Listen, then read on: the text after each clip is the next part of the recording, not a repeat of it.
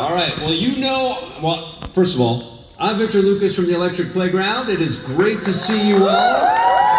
Welcome, Fan Expo Canada and Toronto. I'm out of Vancouver, so I don't get out here very often, and I've had a great morning already, and it's great to see your faces. All right, our next guest as the voice behind Parthenax, the dragon in Skyrim.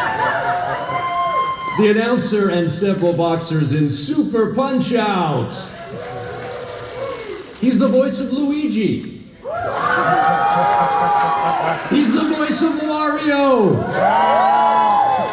But you know him best as the voice of Mario! Can I get a great big Yahoo! For Mr. Charles Martinet!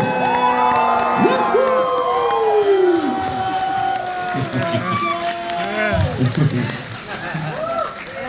Welcome, sir.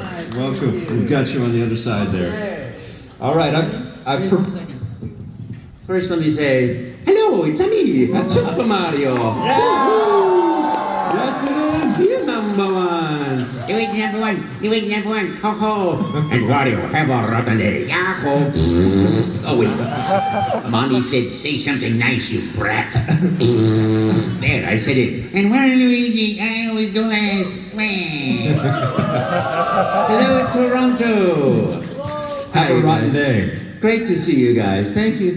Great to see you. Victor and I go way back, and I didn't even realize. We do. I was just telling Charles, in our earliest seasons of EP, I met Charles, but he was the voice behind the animatronic Mario on the floor at E3, and so we interacted, and it's all on tape, and I just watched that clip not too long ago. So this is surreal as hell for me right now. Incredible. Hi, everybody. I'm so grateful to Nintendo for giving me the opportunity to have so much fun with so many characters for so many years.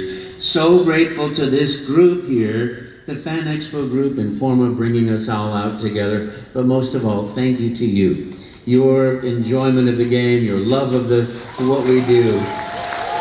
Thank you.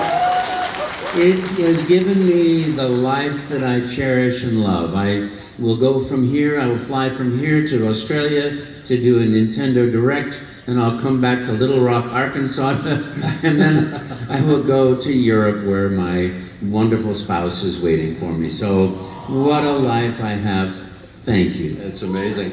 We're going to let you guys ask some questions for Charles, but I've got a bunch for you right here. Sure. All right, okay, so the first thing that I want to know about is what is it like for you to hear your voice coming from all of these characters when you play the game? It's ridiculous, and I look and sound ridiculous when I play the games, because if I'm playing Galaxy, I'm like, oh, like that. I can't do, and I do every single character all the time, and most of the time it is like, wah! If I play Smash Brothers, I literally, there is no difference if I close my eyes or leave them open. Yeah. I'm in the bubble the whole time.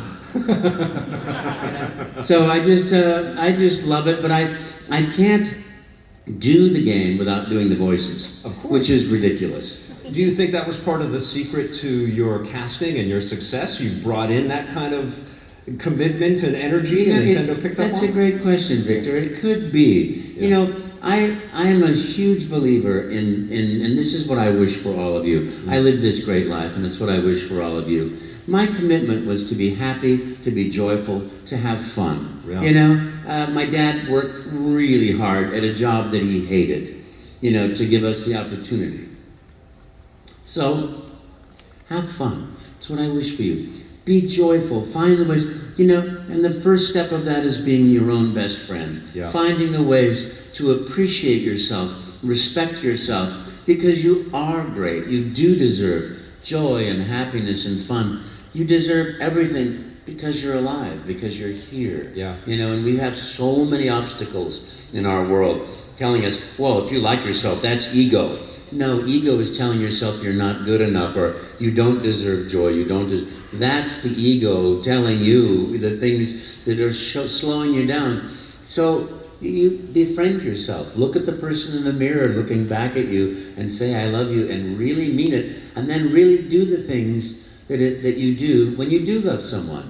You cherish and respect and honor. You don't talk down. You don't, and by doing that, you start opening the door for the universe to support you in that. Because, okay, I don't want to bore you here, but the law of resonant causation is very interesting. If you resonate at a certain frequency, you pull things to you at that frequency. So if you take two heart cells, one beating at this rhythm, boom, boom, boom, boom, boom, boom, and one beating up here, either this one will come up to that one, this one will go down to that one, or they'll meet somewhere in the middle. Yeah. So when you're loving yourself, when you're really aware that you deserve love and happiness and joy, you open the door for the support of that belief system. My belief system when I was a young actor is, okay, you can either do what you love or you can get paid. Yeah. One or the other. Right. Because that's what I grew up with. Yeah. And my dad, he had a tough life. He gave you that great example, though. Yeah, but he did. Right? He did. He gave you that thing. I believe the same philosophy. Thank you. Right? Life is so fast. We both know that. Oh my God. Yeah, so love what you do when you're here. Yes. It's so damn important. And be nice. And be nice, yes. I'm trying to do that still. I'm still learning all that stuff. And it's a process, Be not afraid to fail. I fail every day. Yeah. And love it. Well, listen, let's talk about some of your massive successes. Okay. Because you've had them right from the beginning. And I want to talk about Super Mario 64. Okay. This was a game.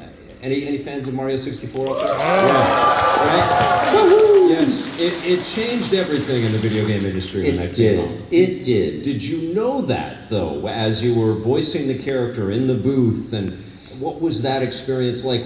Was it a booth at Nintendo of America in Redmond, or where did they have you record all of that? I first of all, I crashed the audition that got the job. I was not invited. I was at the beach, reading a book. My pager went off. He said, "You got to crash this audition." I said, "I'm a professional. I never crash an audition. Where should I go?" And I go and I crash this audition, and I got the job because I was the only actor that never shut up.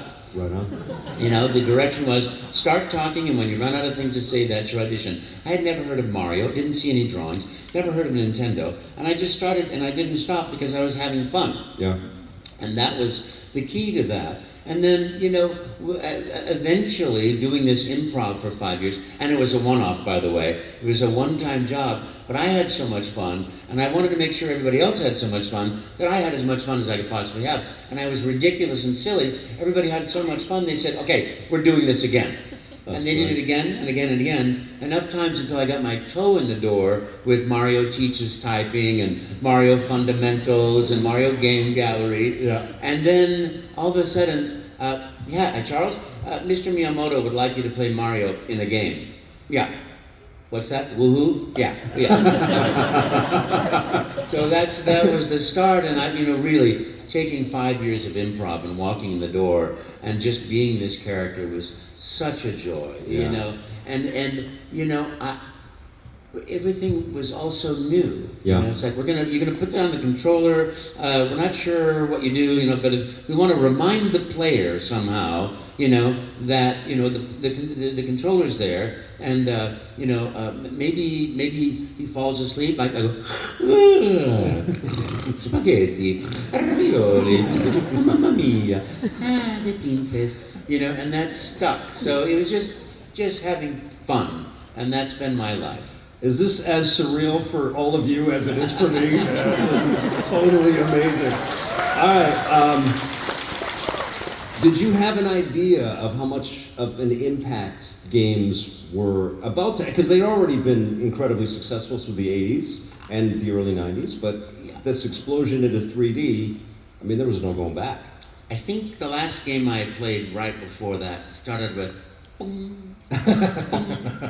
Did you voice that one too? Oh God, I know, but I lost every time I played. I get excited, and I always the controller. Oh, that was it. So when you said make up a video game, I'm like, what? You got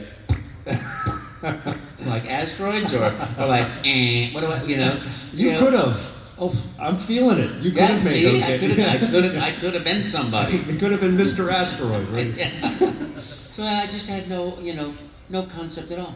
But make up a voice, make up a video game, start talking, and when you run out of things to say, that's your audition. Because you're going to have these contacts attached to your face, and this little floating head of this character Mario is going to be flying around, and we have no idea if it's going to work or not. But if it doesn't work, I'm not going to pay you to drink coffee all day. So make up a voice, make up a video game, start talking, and when you run out of things to say, stop, and that'll be it.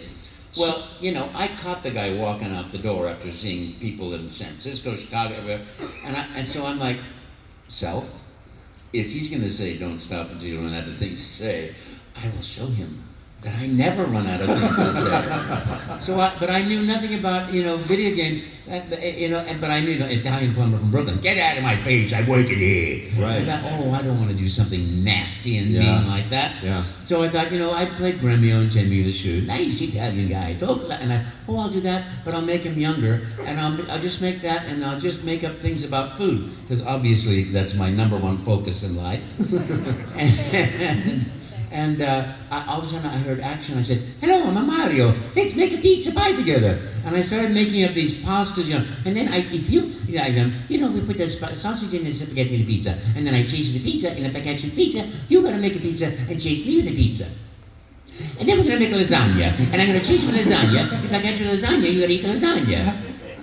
And then you're going to make lasagna. And he never said stop, so I just kept going until I was inventing pasta. Then we're going to make a rasta tutto lopello. It's a great pasta. It's made look like this. And I'm going to chase you with the rasta tutto lopello. And then you're going to eat the pasta. And then you're going to chase me with it. And I just kept going until I heard, stop talking. Cut. There's no more tape. Thank you. We'll be in touch. And I thought that meant go get out the door before it hits you in the backside. But I went back to the beach, saw my friend, watched the sunset, and he got on the phone. I found out Mario. I got him. And that was 33. That is so great. Did the process of making this work change along the way? Did it become a little more sophisticated, or was it always kind of the same experience? You'd go into a booth, you'd put the trackers on. Was it always the same? Well, no, that actually, thank you, President, did evolve, because we were going around the country. They made a more portable unit, but the computer was like 3 times the size of this table. Yeah. So now I do it on a laptop, well, actually a couple of Apple Macintoshes, with and instead of it tracking my face and movement, the guy's a genius that did this sim graphics engineering in Pasadena. Recognizing that if you say ooh, everybody's mouth has to go ooh right. to do that. Right. So now tracks my voice, the way anybody moves his face, and the character moves like that. So it's really marvelous, and he's taking that to the next level.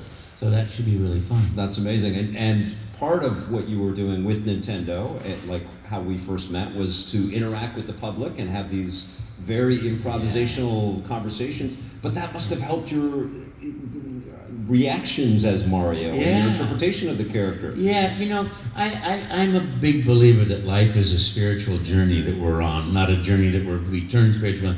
But it's like, it's an opportunity of self-growth and self-learning. I met this guy in my very first acting class. I was never going to be an actor. I was way too shy. I was at UC Berkeley. I couldn't get my class with my professor to write my thesis with, this great English guy. And so I did the responsible thing. I quit. I quit. I quit. It's enough. And my friend of mine goes, hey, come and take an acting class from me. I said, Les, thank you. I'm far too shy. I could not. I can disappear in a room with 3 people in it. You'll never know I was there. And I said, no, come and take an acting class. You'll have fun. We'll go to the cafeteria and eat. Food? Well, I could take an acting class for that. So I did, because all these little future Michelin chefs were like learning culinary arts. So we go there, and they said, well, just go ahead and learn the monologue. I said, okay. So I learned the monologue, and and then I start sweating, because I know this is a trap. And everybody else is gone. And he goes, okay, Charles, you're up. And I got up there. I was shaking like that. I stand there, and it's like this terrible monologue. I died a terrible death in the fire in the barn, and my name is Joe. And I'm like, oh, my name is Joe. And I'm shaking so much that I can feel my right leg going like this. Wow. And I'm like, oh gosh, put your weight on that. And I hear this little voice, put your weight on your right foot. So I put my weight on my right foot, and my left foot starts going like this. Separate your legs equally and distribute your weight evenly. So I do that, and they're both going like this, you know? I'm like, I have no idea what I said, but I finished, and everyone's like, yay! Question, how come you're the only person that wasn't nervous? So, you know, I faked it. And just like that, I just kept doing it until I became less afraid. That's and I will tell you, the reason I'm an actor, because I just did every course I could do well, I was not really acting, but I practiced a lot in acting. I've seen work, and I knew I was getting good. And I went and auditioned for the school play. Midsummer Night's Dream. Wow. And I auditioned for Oberon.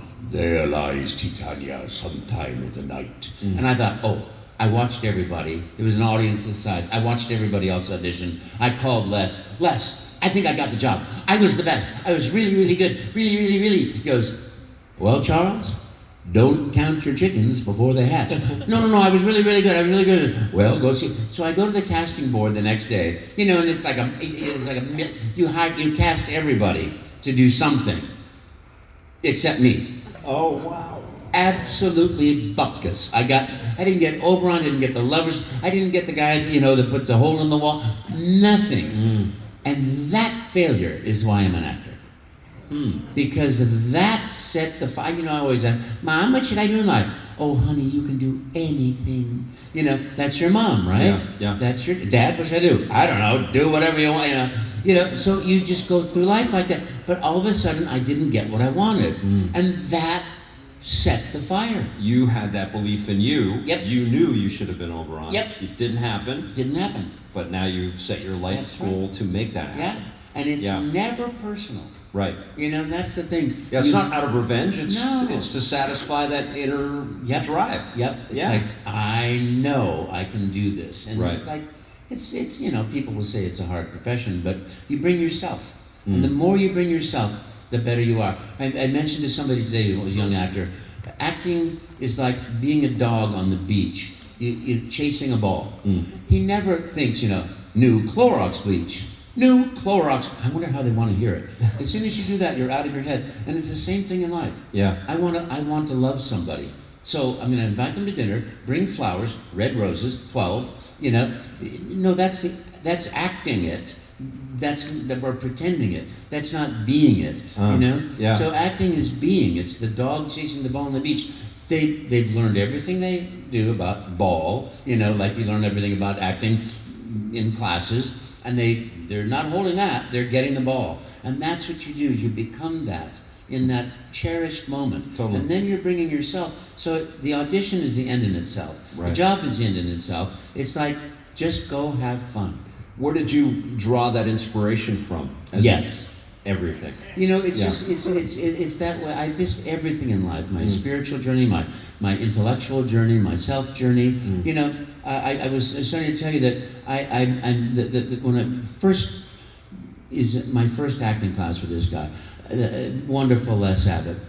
There was an actor in there, a young man in there, 21 years old, who had a stutter. And I asked him if he always had that stutter. And he said, no, on my 21st birthday this year, I went to Las Vegas with all my friends to see a dinner show of this real comedian. And we finished our main course. It was just about time for dessert. And all of a sudden the lights came up on my table. And I'm like, oh my gosh, what's going on? He says, hey, it's somebody's 21st birthday. Stand up, kid. And so I stood up. And he said, oh, God, look at that ugly kid. Never mind, sit down, you know. Oh, wow. Well, the audience laughed. He goes, oh, look at that pimply face. Oh, and fat. Oh, my God, the doctor must have slapped your mother, you know. And he goes, they kept laughing. And every time he said a joke, the audience laughed bigger and bigger and bigger. And then I woke up, I felt smaller, smaller. So I woke up in the morning with this stutter, and I've had it ever since. And my life lesson there was, I will never tell another joke at somebody else's expense. Right. I will never improv at somebody else's expense. Right. And I never did.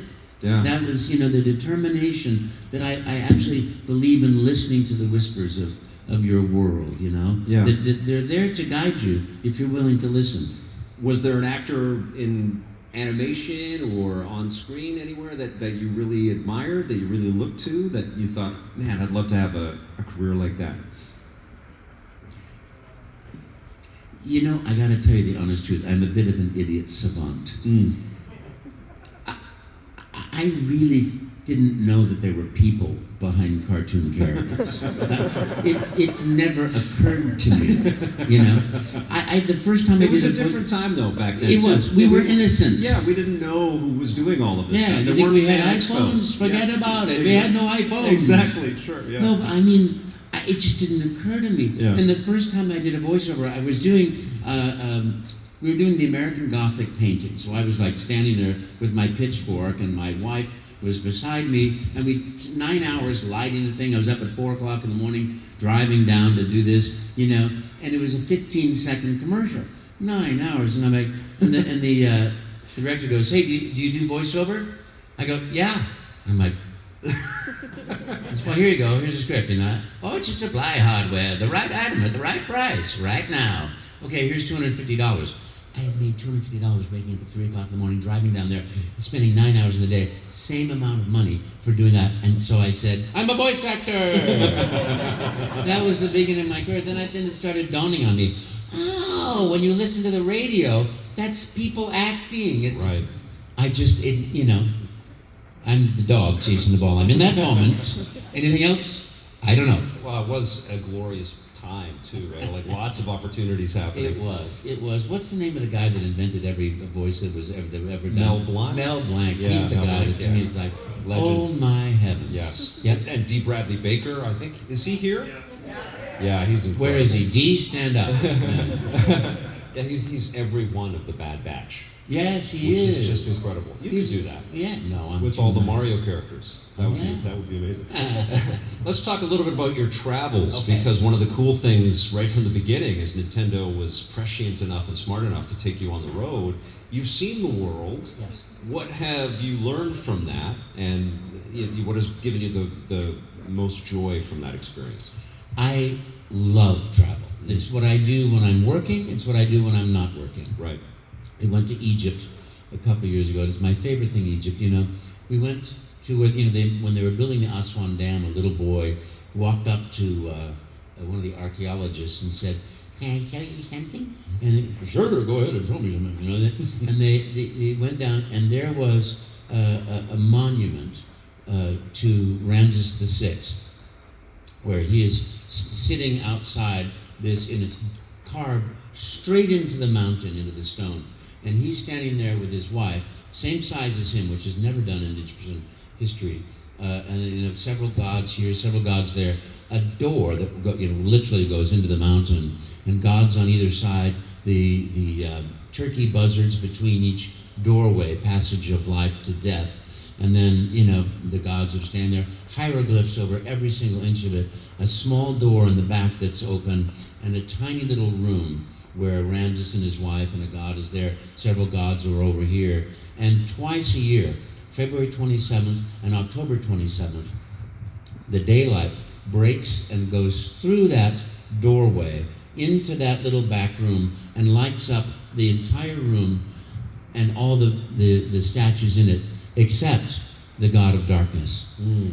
That's and incredible. October 27th was his day he was born. February 27th was the day that he was coronated. And it's just those 2 days that it does this. How they figured this out thousands of years ago. And then they were building the dam that was going to get flooded. So the United Nations and everybody put together a society to dig out the mountain, put it in block, and then raise it up into this town. The little boy was Abu Simbel. It's now called Abu Simbel. And they picked it up, they put it all the way up there. All the mathematical calculations of modern age in the 1970s, 60s, and they missed by a day. Oh. It's the 28th and the 28th now. How about that? Is it any kind of like the Just Earth shifting at all No, over well, time? maybe, Yeah. but it was just like that. Just a little bit that way. Hey Joe, bring the whole thing this way. What do you mind here? But there are two of those, and the secret of that is the resort that they made when they were building this is still in existence. It's tired, it's old, but you go there and you spend the night so that the tourist buses that leave at 3 o'clock in the morning and go, cars escorted because they're border skirmishes and things, you go, and the thieves and the pirates, they arrive at 7 or 8 o'clock in the morning, and then they're there till 10, then they drive away. And then these things, there are two of them, completely empty, completely abandoned. They're just guys wanting money to take a photograph of you. And you walk in there, and you're in the midst of this magnificence alone. Amazing. So that's what, to me, travel is Yeah. the magnificence of learning a piece of humanity. Amazing. We're going to get to your questions. Yes, sorry, I've got one last one, though. Yeah. Traveling. Yes. Going to Italy. Yes. Your Mario. Yes. How was that received? It was wonderful. I tried, I did this interview there, and I tried to do it in Italian, and because I speak some Italian, and the answer is, your accent is beautiful. I'm not sure I know what you're saying, but you sound great. Oh, that's incredible. Because you think in a language when you learn it. Yeah. And so I think in Spanish, think in French, think in English, a little bit I thinking, and I try to think in Italian, so I am thinking in Italian, except there are holes in my vocabulary. Yeah. So I just bring in a French word and sound Italian, or bring in a Spanish word, or try to explain my way around, That's amazing. So But I don't you have know this- some Italian, you know some Spanish, and all that. That's enough fantastic. to hurt myself. That's amazing. Yeah. That's incredible. All right, let's get some questions from the Yeah, audience. sorry, and I'll try not to be... I can't. You number one, Mario. Thank you. Two questions for you. First off, first one is, out of all the games in Mario, that was released for Mario, what is your favorite one to play? And second one is, how do you like being part of the Mario movie? Well, I love being a part of any movie. Of course, that was great fun. To me, I love Mario teaches typing. Mario 64 playing. I thought Sunshine was incredible. I could have played that forever. Yeah. The flood pack and the whole So mystery beautiful. of it. It is beautiful. Yeah. And of course, 3D World. Yeah. Who doesn't love kitties? That was silly because we started that with I saw the thing. I went meow meow. In Japan the next day, very very nice. A little bit more aggressive. Meow meow. Very very nice. A little bit more aggressive. So sweet. It is, every game is so fun. That's the process. Thank you. And the Mario movie, how did you work on it? Well, that was great fun. All I do is travel, so I think we did 5 or 6 sessions, and that one I did them just all over the world where I happened to be. They were a great director, wonderful people, everybody. It really being a voice actor is like, come and play in our sandbox. We have new toys. Yippee! So that's what it was. It was great fun. Thank you. Thank you. All right. Next person. Hello there. Hello, can you hear me okay? Yep. Yes. You have the most scary looking mask on and this sweet voice Very coming nice out. person, yes. It's a lovely, you're a very nice deaf. Great contrast. Is it better? No, I know, I love exactly whatever you like. You look great, I love it. Thank you. Since the dawn of time between Nintendo and Sega, there's always the Mario versus Sonic battle, and with the Olympic Games and all that, does that kind of spark a rivalry between the Sonic voice actors with you? Who?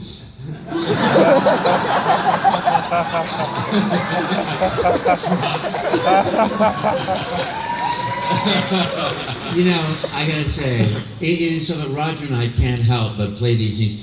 Somehow we were doing Post-it notes to each other, and sticking them on our boards. He started it. But he would write these things about me, and then I would write, your mama makes a bad pasta. I don't know why, it's just we have fun with it. But no, we're just playing. It's just, life is just pure play when you're an actor. I wish he was here, but he's doing work. He's out working. He's Batman right now. Yeah, he is. Yeah. Yeah, he's great. Great question. Thank you. Hi.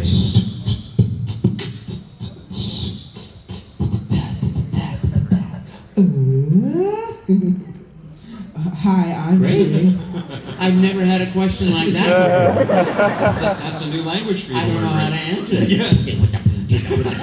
I was just starting in Wisconsin. Was that? Oh, yeah. Oh, go ahead. Yeah, I loved playing like Luigi. I may like Mario, but mostly I play Luigi. Thank you very much. Especially at Mario Maker 1 and 2. Oh, yeah. And Mario Kart Generations. Thank you. And Smash Bros. Sometimes. And all that stuff. Thank you. And Baby Luigi as well.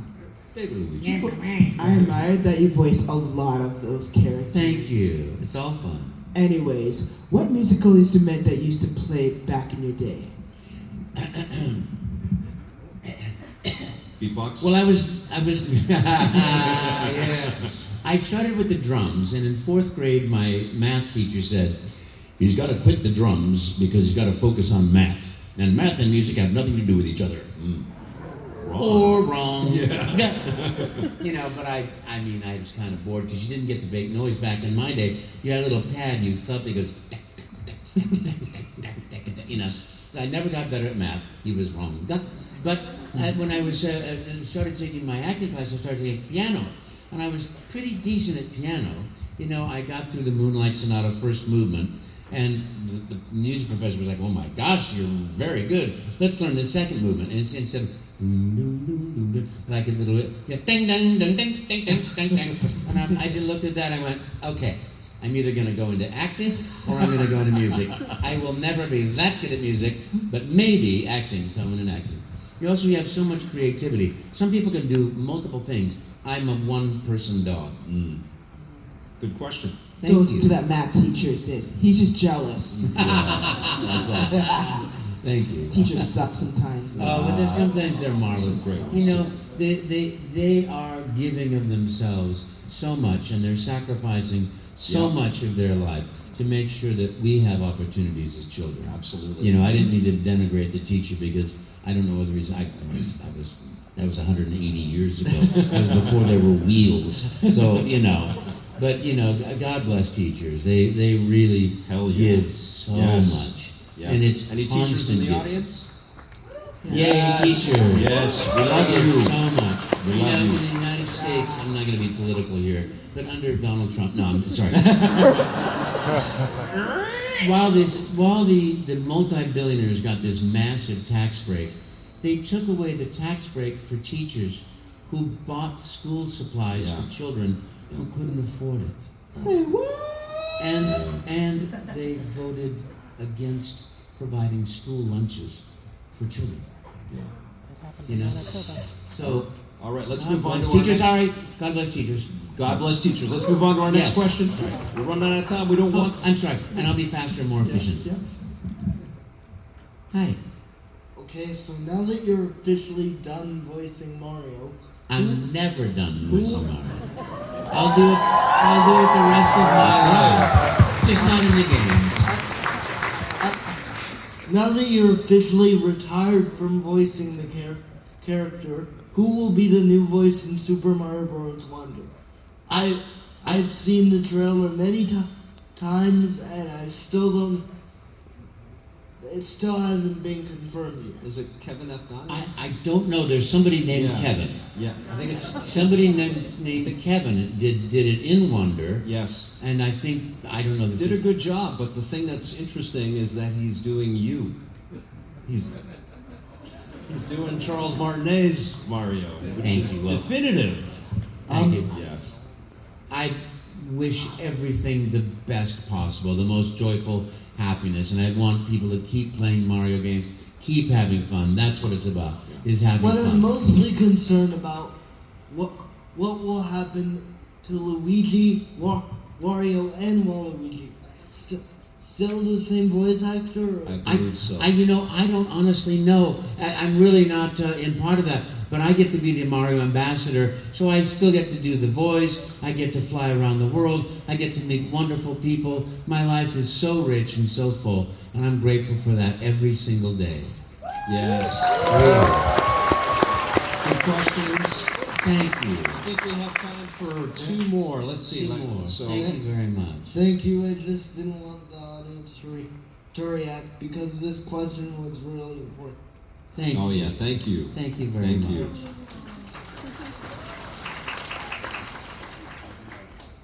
Oh, and the next person, you got Go ahead. Yeah, sorry, I was just helping. First of all, Mr. Martinet, your story that you with this interview has been wonderful. It's Thank so good you. to learn about you.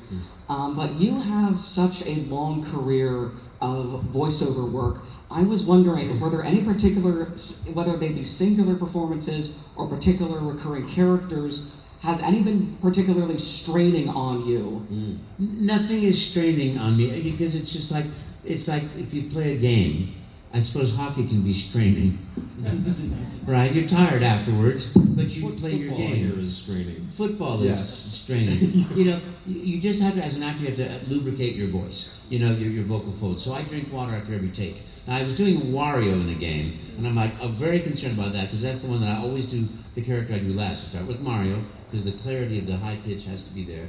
Luigi, Waluigi, or Mario, then the babies, then Luigi, Waluigi, and then Wario at the end, because it's like, it's all here, and so I was drinking water, and we were doing this game, which had a lot of dialogue, and I suddenly started feeling quite faint at the end of the day, and I'm like, I feel like I'm catching the flu. I have never been sick for work like this before. I will not get sick. I'm reading about, did I overhydrate?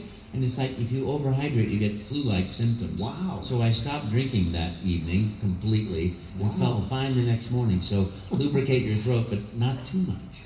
Thank you so much, Mr. Thank Martinet. you. Thank you so much. All right, I think this is going to be our last Uh-oh. question. Hi. Yes. Hey Charles, so in the Mario movie when you were Mario's dad and you were giving him that harsh reality talk during the dinner scene, I just wondered what it personally felt like to give your character, while you were his father, a hard dunking on.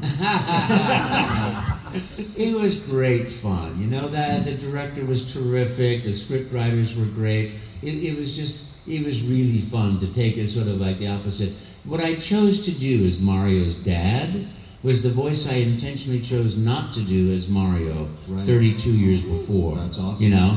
Hey, what are you talking about? You don't know what you're doing. Get out of here. Because I knew I'd be doing it around children, and I didn't want the voice, if I'm directly talking to children, to have a negative effect. But in that case, it seemed like the perfect thing, like my dad, me, that you become the person your dad isn't necessarily, although at the same time you do. So I thought it was the perfect, the choice I wanted to make was that sort of like what Mario could have been if I had made that choice, but it wouldn't have been the same as the choice I made. Awesome. Thank you. It's a lovely question, very intricate. We have 7 minutes of the panel left. Do you want to do one more? Let's do a couple more. Okay, all right, go for it. So my question, Charles, is what advice would you give yourself when you, in a place when you got the role as Mario? What advice would you give yourself? Oh, I'd say, Charles. have fun, don't worry. Voice actors, all actors are so paranoid. The day before I start recording, or when I'm in the middle of recording, I'm like, wahoo, let's go. Oh my gosh, wait. Let's, let's go. Oh my goodness, my voice, paranoid, delusional schizophrenia. I must have a brain tumor. I can't do, eat it, So be gentle with yourself. Just go have fun. The more fun, and it really is true, the more fun you have in your life, as long as it's with harm to no one, but fun in the context of internal joy. Right. The more joy you bring to other people. So I would have said to myself, stop worrying. Have fun, you'll be fine. And then that would have been a little bit less cumbersome. But on the other hand, it also helped me to make sure I was very careful, around recording sessions, not to drink red wine, to stay hydrated, to, be energized, to get enough sleep. So, It's a great lesson. yeah. Applicable everywhere, not Thank just you. not just for Yeah. acting. It's All not right. life. Hi. So I have a question. Through your entire career of being Mario, what has been your favorite moment, or best moment you can kind Oh of say? gosh. It's 33 years. What's your favorite moment in your life? That's so, I mean, That's a big one. Just not maybe favorite, but as in like a highlight that you would like? Oh God, there's just so many. Every time I did a game, it was a highlight. Seeing the little electricity with the frog, it was. I knew that would make the Odyssey a magical game. Going in there and saying, thank you very much for playing my games, or it's a me, Mario, straight out of the, we have to introduce the character. How do we do it? And straight out of what I was doing every day, when I talked to people, bringing the joy, the happiness, the love. Every instance of that was great. And I was in Australia. I had a great time in Australia doing it as PR. I used to do PR whenever the games came out. I would do PR around the world in different places. And I was in Australia doing PR. And we were late to get to the airport, but we had to do a signing at a games store. And we get to this game store, and there's a line of people all the way around the entire city block. And it's like, oh my gosh, all right, you got inside, and you got to sign as fast as you can. I'm like, okay. Right, take photos. So we had people like taking the cameras while they were in line, and then take picture. And then suddenly these 4 boys came up, and I said, what do you have to sign? He said, can you sign our foreheads? I signed their foreheads, and I went, that was weird. But I said that on the plane later on. Wow. So I hope those boys, I'm on my way to Australia, when this show is over, so I hope I see them again. That's your memory of They'll be little old men, with Charles Martinet, getting lower and lower on their face. Hopefully tattooed it. Hopefully, so it's permanent. That's awesome. Okay, what do we have? You've been a highlight of my life ever since I've been young. Mario, everything like that. Ever since I've had plushed animals, since I was like 2 maybe. Thanks. Awesome. Not anymore, but it's the one thing I wanted to do with this character, and this is where Mario teaches typing, talking, everything. I went in the studio, and the line was like, oh, you did great, that was great, and then you failed. You have to go back to the beginning and start again, and this time you've got to do better. And I read that, and I went, this is to like kids in school. And my life lesson, I remember I was terrible at typing. I couldn't get my brain around it. And I said, can I just change the wording a little bit? Sure, go ahead. That was great, but I know you can do even better. Let's go. That's awesome. And that was the teaching moment to me. That's what his character is. He doesn't say no to children. He's always respectful. He's always kind. He is everything that I would ever want to be as a man or as a human being. Kind, respectful, optimistic, joyful. Realism, being realistic in life is being optimistic. Yeah. Cynicism is the opposite of realism. All right, a quick one. One more. Okay, a quick one. And this is our last one, guys. Last one. So first off, you're a very talented voice actor. Thank you. And one of, other than Mario, one of my favorite roles of yours is Parthenax in Skyrim. What brings you to the throat of the world? I was just wondering, do you see any other voice acting roles in your future? Well, I've got a couple of projects out there right now that I'm just sort of working on. So, I did Dragon Ball Superhero, and then we did the video game. There could be more in any number of franchises, just having a little fun. I don't actively hunt voiceover or film and television because my life is so rich, it's so full. I mean, if somebody says to me, hey, you want to be on Star Trek? I'll go, yippee! Like I do with every job, So we'll see. If the opportunity comes up, of course I'd love to play. Thank you. But thank you. You guys, what a treat.